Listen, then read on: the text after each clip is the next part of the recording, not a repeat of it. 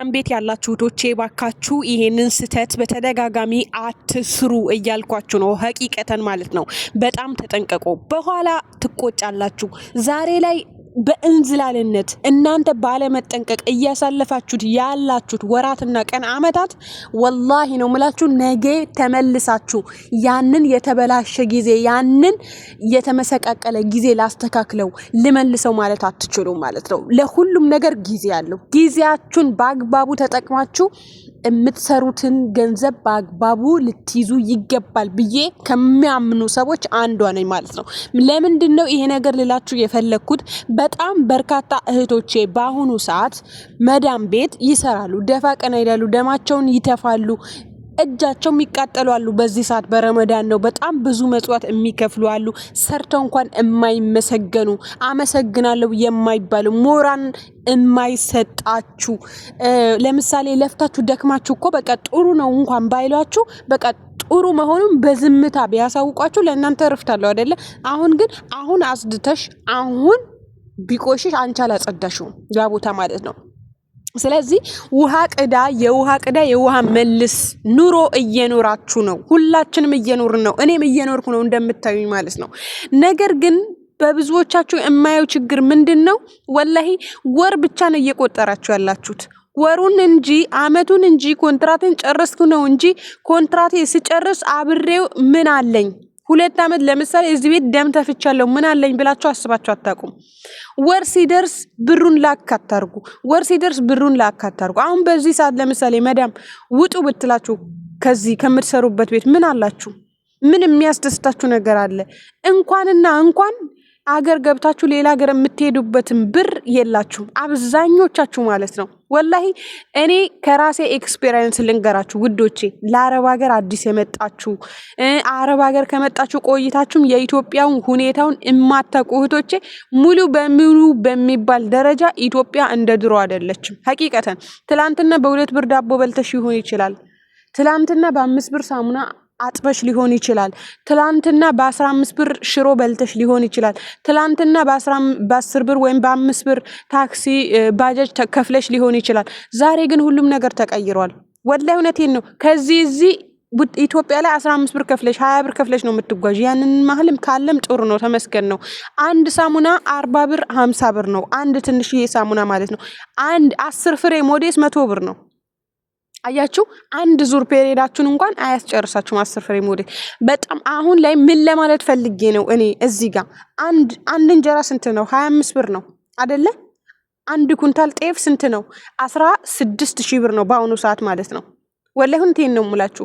1 ኪሎ ቡና ስንት ነው? እስከ 1200 ብር ነው አንድ። በጣም ከባድ ምንድነው? አሁን ይሄ ሁሉ ልትናገር የቻልሽበት ምክንያት ምንድነው? ኑሮ ውድ ነው። አው በላ አታውርጂ፣ ብዙ ነገር አታውሪ ምናምን ልትሉ ትችላላችሁ። እኔ ግን አይሰለችኝም አወራው። ለምን እዚህ ሀገር ስትሰሩ ብራችሁን ቆጥቡ። ብሩ መያዝ ካልቻላችሁ ወርቅ ገዝታችሁ አንገታችሁ አጊጡበት። ለምሳሌ ኮንትራት ቤት የምትሰሩ እህቶቼ ብዙዎቻችሁ ምን ትሉኛላችሁ? እኛ ኮንትራት ቤት ያለን እንዴት ወርቅ መግዛት እንችላለን? ለመዳምሽ ወርቅ ልገዛ ፈልጋለሁ ብትያት ወላሂ እምቢ አትላችሁ። እናንተ ስላችሁ ከመዳሞቻችሁ ጋር ፒስ ለመሆን ሞክሩ። ፒስ ስላችሁ አለ አይደለ? ይሄ መለስተኛ ፒስ በቃ የሆነ እንዴት አደርሽ እንዴት ዋልሽ እንደዛ ማለት ነው። ያው አረቦችም ብዙም ፒስ ስትሆኑ ከባድ ናቸው። አናታችሁ ላይ ፊት የሚሉት ባይዘወይን ግን ለመዳምሽ በቃ የወርቅ ሱቅ ውሰጂኝ ወርቅ ልገዛ ፈልጋለሁ በብሬ ብትሏት እሷ እምቢ አትላችሁ። ሀቂቃ ነው ምላችሁ። ሄዳችሁ መግዛት ትችላላችሁ።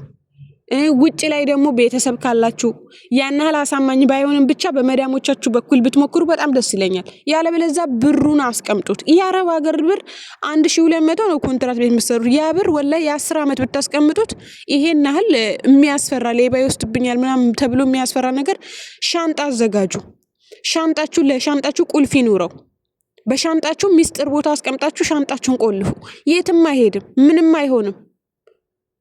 ኮንትራት ቤት ያላችሁ ማለት ነው። ውጭ ያላችሁ ግን ወርቅ ገዝታችሁ ወርቅ ብታጌጡበት የጣታችሁ የእጃችሁ ብትገዙ ነገ ያንን ወርቅ ይዛችሁ ብትሄዱ ኢትዮጵያ ላይ የፈለጋችሁትን ነገር ማድረግ ትችላላችሁ። ዛሬ ላይ ብር 40 ሺህ ብር 50 ሺህ ብር እየተከፈላችሁ ነው። እናንተ ግን ያንን 50 ሺህ ብርና 40 ሺህ ብር ወደ ኢትዮጵያ 50 ሺህና 40 ሺህ ምንም አይሰራም።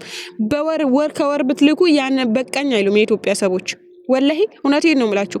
ከላካችሁ እንደው እናት አባታችሁ ጋር የምትልኩም ከሆነ የራሳችሁ የሚቀመጥላችሁን የራሳችሁ መቀመጥ አለበት። የነሱ የወጪ ብር ለወጪ ብቻ መሆን አለበት። 40 ሺና 50 ሺህ እነሱ ያስቀምጡልኛል ብላችሁ የምትልኩ ከሆነ ማንም አያስቀምጥላችሁ፣ ማንም አይሰማችሁም። ገባችሁ አይደለ? እነሱ ባትልኩላቸውም ይኖራሉ፣ ብትልኩላቸውም አይለወጡም፣ ይኖራሉ፣ እዛው ናቸው። ስለዚህ ጥንቃቄ እናድርግ።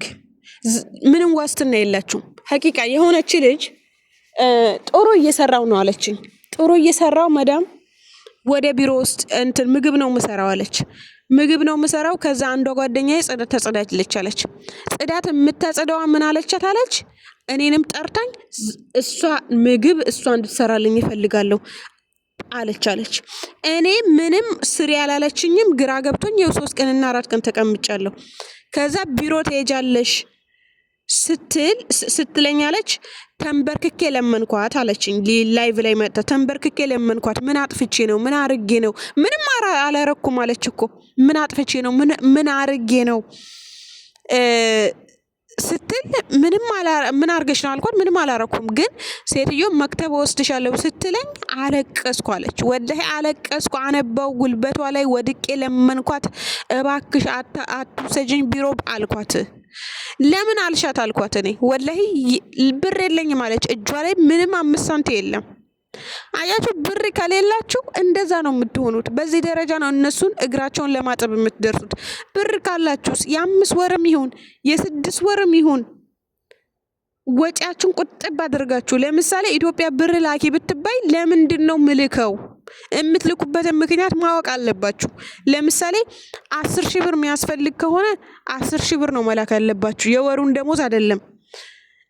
ለ5 ሺህ ብር እነሱ የ10 ሺህ ብር ወጪ ነው የሚያስወጧችሁ። ወላሂ እውነቴን ነው የምላችሁ። እናንተ ሞራል ከሰጣችኋቸው ለ15 ሺህ ብር እነሱ የ80 ሺህ ብር በሬ ይሸጣሉ። ያ ብርስ የቀረውስ ያጠፉታል። አለቀ። በ15 ሺህ ብር ምክንያት የ80 ብር በሬ ይሸጣል፣ ብሩ ይወድማል ማለት ነው። ወላሂ እውነቴን ነው የምላችሁ። ተጠንቀቁ። ሞኝ አትሁኑ፣ ጥሬ አትሁኑ፣ እንጭጭ አትሁኑ። እንጭጭም የሆናችሁ በእርግጥ 18 እና 16 ዓመት ነው አሁን የምትመጡት። እኔ በጣም ነው ማደንቃችሁ። አካውንት ከፍተው ነው የሚመጡት።